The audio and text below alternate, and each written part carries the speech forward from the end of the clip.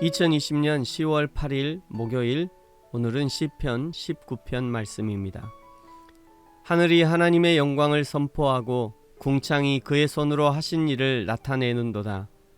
날은 날에게 말하고 밤은 밤에게 지식을 전하니 언어도 없고 말씀도 없으며 들리는 소리도 없으나 그의 소리가 온 땅에 통하고 그의 말씀이 세상 끝까지 이르도다.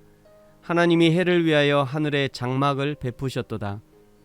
해는 그의 신방에서 나오는 신랑과 같고 그의 길을 달리기 기뻐하는 장사 같아서 하늘 이 끝에서 나와서 하늘 저 끝까지 운행하며 그의 열기에서 피할 자가 없도다.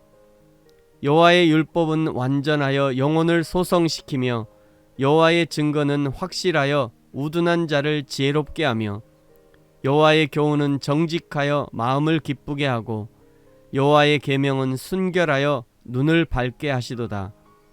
여호와를 경외하는 도는 정결하여 영원까지 이르고 여호와의 법도 진실하여 다 의로우니 금 곧 많은 순금보다 더 사모할 것이며 꿀과 송이꿀보다 더 달도다.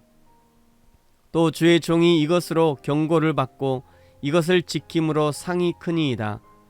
자기 허물을 능히 깨달을 자 누구리요? 나를 숨은 허물에서 벗어나게 하소서. 또 주의 종에게 고의로 죄를 짓지 말게 하사 그 죄가 나를 주장하지 못하게 하소서. 그리하면 내가 정직하여 큰 죄가에서 벗어나겠나이다.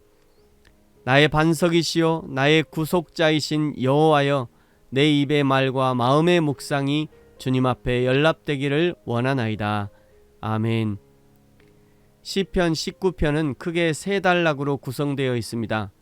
첫째 단락은 1절부터 6절까지 하나님이 지으신 피조물 속에 나타나 있는 하나님의 영광에 관하여 찬양합니다.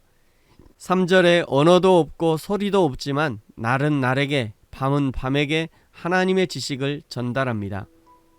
인간의 지식과 감각이 퇴화할수록 인간은 문자와 언어에 집중합니다.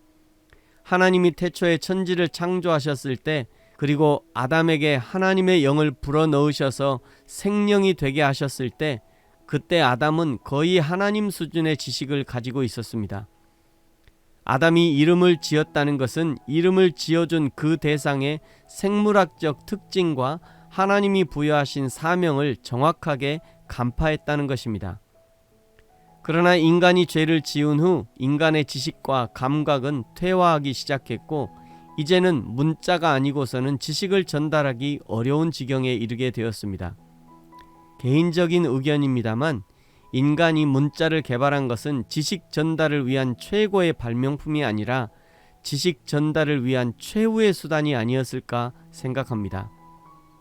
그나마 예수님을 믿고 하나님을 믿고 성령으로 거듭난 사람은 하나님의 원초적인 지식 전달 방식이 조금씩 회복되어집니다. 그래서 기도하면서 하나님의 마음이 느껴지고 알아지고 감동되어지고 성경이라는 문자 속에 감춰진 하나님의 마음이 보여지고 천하 만물 속에 감춰진 하나님의 지식들이 보여지는 것이죠. 7절에 율법이 완전하다고 고백할 수 있는 것은 율법이라는 글로 기록된 문자를 말하는 것이 아니라 율법 안에 감춰진 하나님의 마음, 하나님의 본심을 알게 되니 그 율법이 완전하다고 인정하게 되는 것입니다.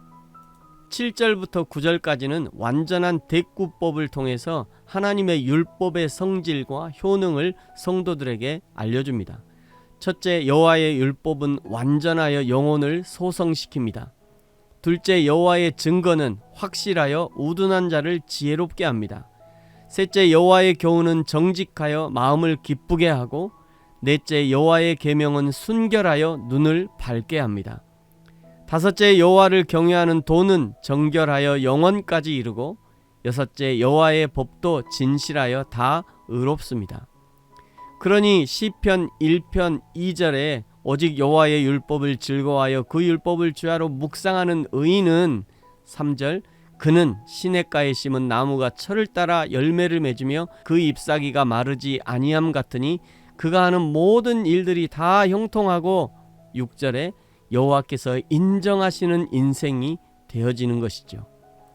이러한 하나님의 율법의 기능과 효능을 알게 된 시인은 세 번째 단락의 고백을 할 수밖에 없는 것이죠. 10절에 금 곧 많은 순금보다 더 사모할 것이며 꿀과 송이꿀보다 더 달다. 11절 또 주의 종이 이것으로 경고를 받고 이것을 지킴으로 상이 큽니다. 12절 자기 허물을 능히 깨닫게 되고 숨은 허물에서 벗어나게 됩니다. 13절 고의로 죄를 짓지 않게 되고 죄가 자신을 주장하지 못하게 되고 정직하여 큰 죄가에서 벗어나게 됩니다. 그리고 하나님 앞에 당당히 기도하죠. 14절 나의 반석이시여 나의 구속자이신 여호와여 내 입의 말과 마음의 묵상이 주님 앞에 연락되기를 원하나이다. 아멘. 그러나 여호와 하나님의 율법 말씀의 기능과 효능을 알지 못하면 성경은 이런 부분을 눈이 가려졌다, 오염되었다 라고 표현을 하기도 합니다만, 하나님의 말씀의 기능과 효능을 알아차리지 못하면 하나님의 말씀이 귀찮고 하나님의 말씀이 올무와 같고 하나님의 말씀이 수면제와 같고 말씀을 읽어도 들어도 아무런 감동도 느낌도 없는 냉랭한 상태가 되어버리는 것입니다. 사랑하는 성도 여러분, 저와 여러분이 지금도 살아계시며 역사하시며 나의 앞뒤 좌우에 계시며 날마다 나의 호흡 가운데 계시는 여호와 하나님과 날마다 동행할 뿐 아니라 하나님의 말씀이 순금과 같고 꿀과 송이꿀보다 더 달게 느껴지는 우리의 영적 감각이 날마다 살아나고 살아있는 참 믿음의 사람으로 날마다 살아가시기를 예수님의 이름으로 축복합니다. 아멘.